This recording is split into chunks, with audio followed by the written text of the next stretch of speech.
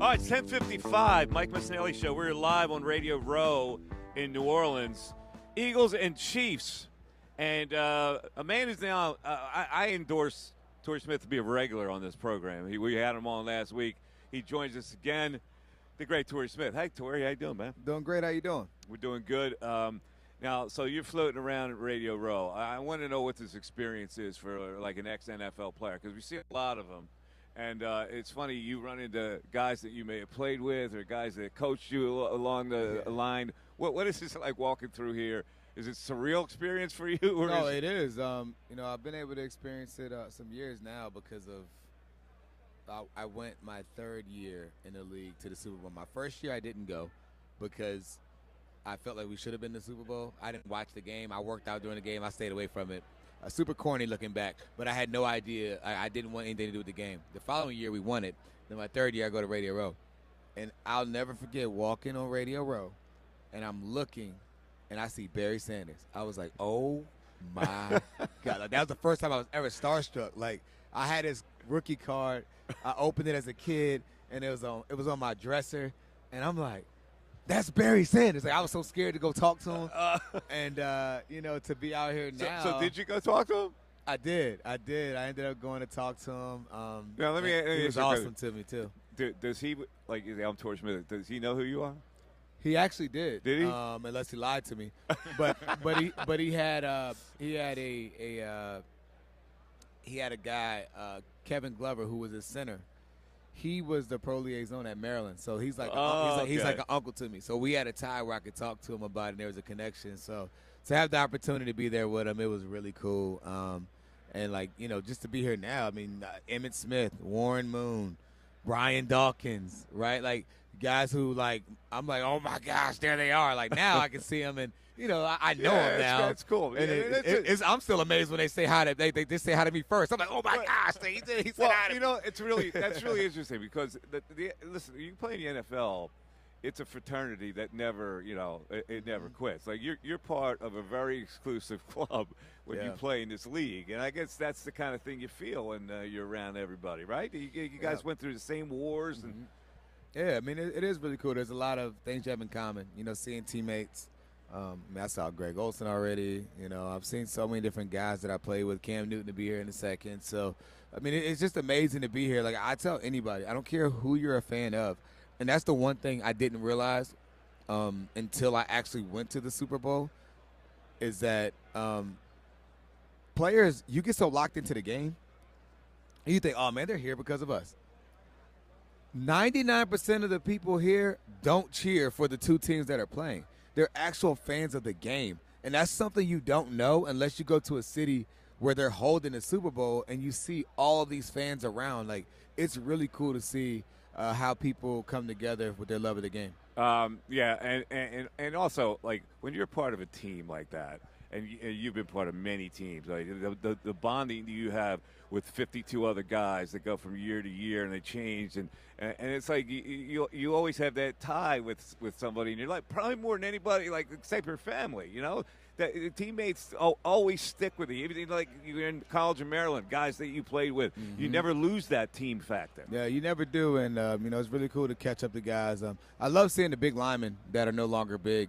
Yeah, they shrink. Right, they shrink, and then you see the skill guys that look like they've been eating everything. So it's really cool how that works out. But no, it's awesome. Why do you think that is? But so now that you hit on that, all these monsters that were like 350, 380 pounds, you see them now, and they lost all that weight, and it's not easy to lose weight. But but the skill players, you're right, the skill players don't care as much. Yeah, the thing that stands out to me is, I honestly, all jokes aside, I think the linemen have to work so hard, most of them, to keep their weight. Especially, think about a guy like Lane Johnson, right? He came into college as a quarterback. Yeah. Like he wasn't a naturally or quarterback tight end, whatever it was. He's not a naturally massive guy in terms of carrying all that weight. So when Lane's done, he's going to drop his weight. Now there's some linemen that they're linemen since they've been linemen since third grade, right? But some of those guys have to work really hard to keep their weight on. And on the flip side of it, skill guys, we all know that your metabolism changes as you get older, but skill guys don't realize it because they're not running as much as they were before. and they're not working out, and now it's like, you got to get to it. Talk to me about fan bases. Now, you played with a couple rabid fan bases. Philly, obviously, the Super Bowl thing, and the Ravens, very successful fan base. Is there any difference between the two fan bases? Like, you see that crazy dude, that Eagle guy with the right here in front of us. There he is. Like this guy. Yeah, he's loaded, man. Yeah. So what were the differences in the fan base? So first of all, let me tell you that you're listening to WPEN HD1, Burlington, Philadelphia, a Beasley Media Group station broadcasting live from the Comcast Business Studios, powering possibilities. Man, I feel like, I tell people all the time, the Philadelphia Eagles have the biggest and best fan base that I've been around. And I don't mean that to disrespect the other ones I've been a part of. Baltimore is amazing as well. But Baltimore is small. When you talk about Philadelphia, it's massive. And everyone loves the Eagles. So that's the one thing that stood out to me was that at first I was Ubering around everywhere, and it didn't matter if they were black, white, Indian, whatever. They all were listening to sports radio. Like, that's what opened my eyes to, like, this place is different. Because I was in San Francisco, right? You would think, like, going from Baltimore or Smaltimore, like some people like to call it, and then now you go to San Francisco. I'm like, man, the 49ers have a large fan base. And you go around, I'm like, these people just have 49ers gear. Like, they don't, the real diehards, like, you're not seeing them like that. Well, in Philadelphia, every bar, every restaurant, everyone's locked in, and that was the difference maker to me. So did you live in the city when you were here? I know you did. You did? Okay. Yeah, I lived down in the city. I don't like driving far to get to places in terms of, like, when you got to know you have to be there all the time. But, man, my kids were younger, so it made sense to be able to do it while that school wasn't necessarily the biggest priority for them at that stage, or I would have gone across the bridge. But I've been traumatized from I-95 from growing up in Virginia and going to the University of Maryland, that I said, if I got to get on the highway to go there, I'm not living there. So I was right in the city. Take a quick back road, and I'd get to the facility in no time. Well, how'd your wife feel about that? She's a local girl, obviously. Yeah, she loved it. Track star, Maryland, the whole bit. So she liked living in the city. Oh, she loved it. We loved it, right? But we just knew long term that's not something we would do, which is why you're playing. It was perfect. Having the opportunity to get to restaurants. That Ishka Bibbles was was my spot of choice. Yeah. And I could get there in a few minutes. So I was tearing that up while I was there. So it was just really cool to live that life, enjoy the best that Philadelphia had to offer, and I was definitely thankful for my time there. Let's talk about the game a little bit. And, it's a wide receiver. I'm astonished that the Eagles don't run the slant to AJ 10 times a game.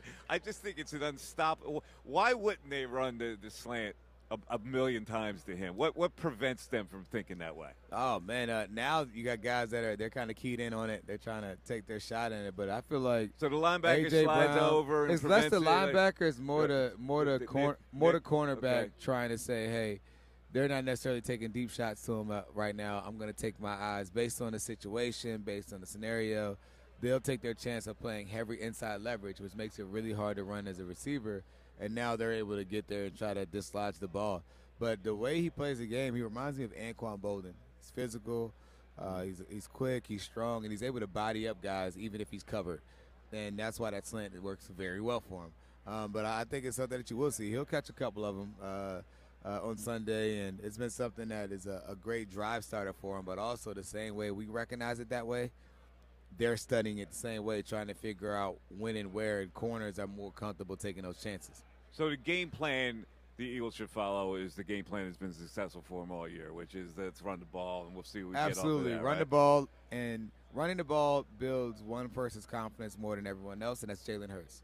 That's not saying Jalen Hurts isn't capable. Jalen Hurts is 1,000% capable of being the guy and being the reason why this team wins the game. However, Howie Roseman has done an amazing job building a roster to whereas it doesn't have to be that way. You can play balanced football. That's what everyone wants to play. Everyone falls in love with Patrick Mahomes and his ability to go throw for 400-something yards. Who cares?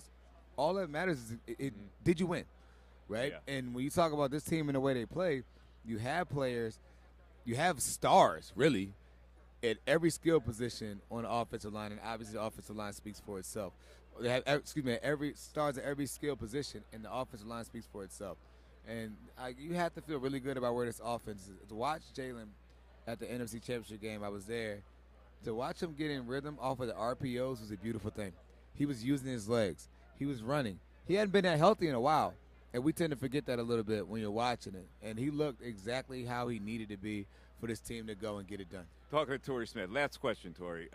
Speaking of Jalen, you've played with a lot of quarterbacks. You've seen their demeanor in a huddle, on the sidelines, outside of football. How does what kind of quarterback connects mostly with his team, and how does he do that? Because everybody says Jalen's too reticent, he's too serious, he's this. There was that thing early in the season where they went to his house and said you got to engage more with your teammates. What's the perfect quarterback for a player to be involved with? Man, to me, I think as long as you're cool in that locker room, it doesn't really matter. Like, I'll be the one to tell you this: I don't hang out much, ever.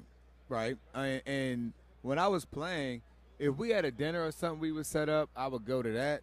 But you can ask anybody during my time in Philadelphia. You didn't see me out unless they tricked me into going out after a game, right? Like I didn't need to hang with my teammates after practice every day. Like that I don't need my quarterback to do that, dude. We need to lock in this building, right? We can socialize at the tubs. We can socialize in the training room. We can socialize in the cafeteria. But I don't need to hang with you to build this relationship, right? And I think that's how it is. It works in anybody, in any profession, any work environment, right? Like, I just got to like you. And matter of fact, I don't even have to like you. I just need to like what you have going on.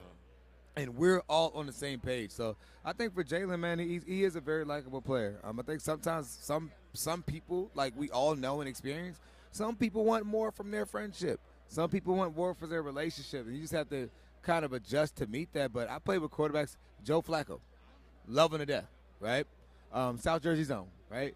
We did not have to hang out at all during the season. We don't have to eat together the day before the games. I was with the younger guys. We were awesome.